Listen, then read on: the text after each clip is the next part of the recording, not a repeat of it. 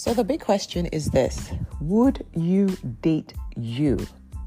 Today, I want us to reflect on how finding the one starts with you becoming the one. My name is Joan Nwosu, and welcome to the Second Chances Podcast, a love journey in black and white. So the biggest question is, really, are you your own ideal partner? This isn't just about self-reflection. It's about understanding how your relationship with yourself sets the tone and attracts the relationship that you invite into your own life. Most times when people are searching for love or searching for the one, it's usually focused on finding someone who meets all of this long list of ideal traits.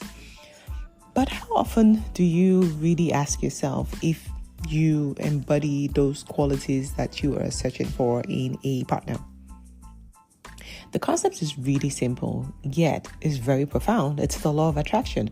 To attract a particular kind of partner that you desire, you must first become that type of partner before you can attract what it is that you're searching for.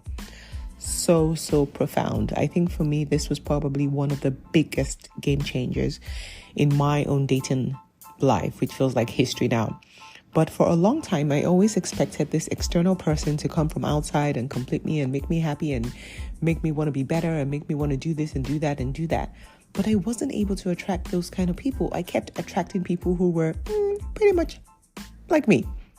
Right? People who were dealing with a lot of self-respect issues, a lot of people pleasing, a lack of confidence, a lack of self-esteem, dealing with shame, dealing with childhood trauma, dealing with commitment issues.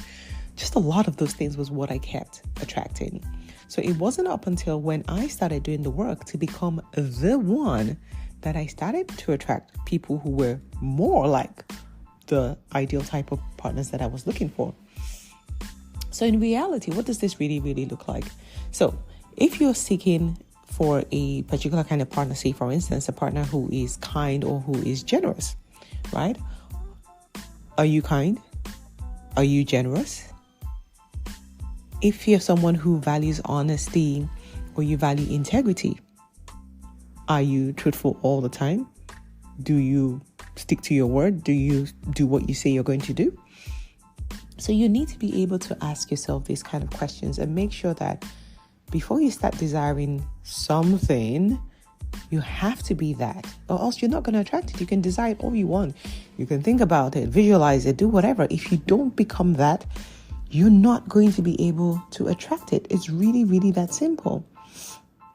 The journey of love really starts with self-love. So being able to love yourself properly, like really love yourself, be able to look in the mirror and tell yourself, I love you, you're amazing, you're great, you're fantastic. We all are. Tell yourself that. But being able to really love yourself really sets a good and healthy foundation for relationship. Being able to respect yourself, acknowledge your worth, acknowledge your value, believe that you are deserving of a particular partner who reflects the love that you give yourself. You cannot give what you don't have, and you can't receive what you don't have for yourself. It's the same way with happiness. If you're not happy, you can't attract somebody who's going to come make you happy. It really doesn't work that way. You need to be happy, then you attract a happy person, and both of you can be happier together. Get it? Okay, so moving on. So you also need to be able to take care of yourself. I speak to a lot of women who tell me a lot of things around how they want men who are emotionally available, who are mentally stable, who are very romantic, who are very vulnerable, very caring, very open. All of these great things, very physically fit as well, particular height spec, whatever it is, just a lot of qualities and criteria around the type of men that they want. But you need to ask yourself, are you also nurturing those parts of you? Are you taking care of your physical body? Are you taking care of your health? Are you taking care of your mental health? Are you taking care of your emotional well-being, right? You need to be in a particular good state, a vibrational state, to be able to attract these qualities. We can want whatever it is that we want. Doesn't mean you're going to get it. Get it? Okay. The next part I really want to talk about is self-growth and personal improvement. right? So for me, that's really, really one of the very important factors, because someone who doesn't feel that there's room for growth or that they're not perfect, it's good luck. But they're very difficult to deal with. So if you're someone you want someone who's open, who wants to grow, who wants to learn more, who's constantly searching for knowledge of how to be better, of how to improve themselves, then you got to make sure that you're also doing those things. Don't just say it, be actively doing it.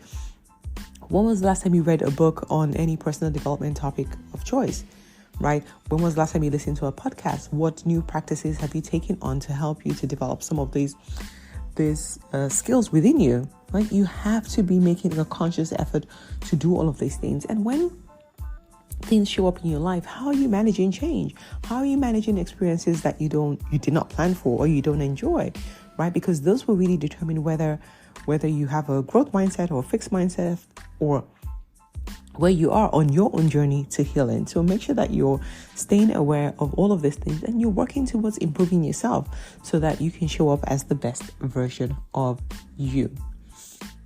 Another thing that I think is so key, at least when it comes to relationships, is communication and knowing how to handle conflict.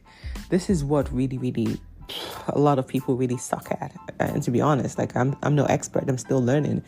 But we all want someone who's going to listen to us, who's going to hear us out, who's going to be supportive and all of that.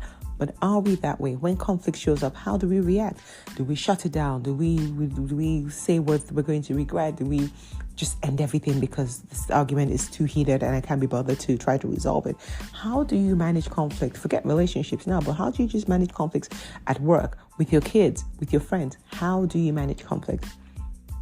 So if you're honest with yourself and you feel like there's room for growth in those areas, then maybe start working on it. Start working on being a bit more patient, being a bit more, being more of a listener, right? Not constantly trying to coerce or have your way or to have the last word.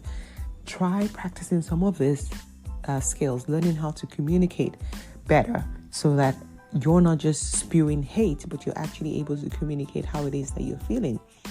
Again, remember, always speak about how you're feeling, not an attack on the person. So those are just some of the things that maybe, yes, you should be working on some of these things, but we need to introspect. You need to reflect on all of these qualities before you start demanding of the universe, of God, that this is your ideal man and this is the long list. Yes, write the list, but then now walk through the list and ask yourself these questions. Am I an embodiment of all of these qualities? And if you're not, now is the time to start working on them. The more you work on it, the more you're going to be able to attract the type of qualities you're desiring in a future partner. So I want to encourage you to do this check from time to time. Just checking with yourself. See where you're winning and where there's room for improvement, and just keep working on it. It's a journey. It's a never-ending journey. You will always be working on yourself.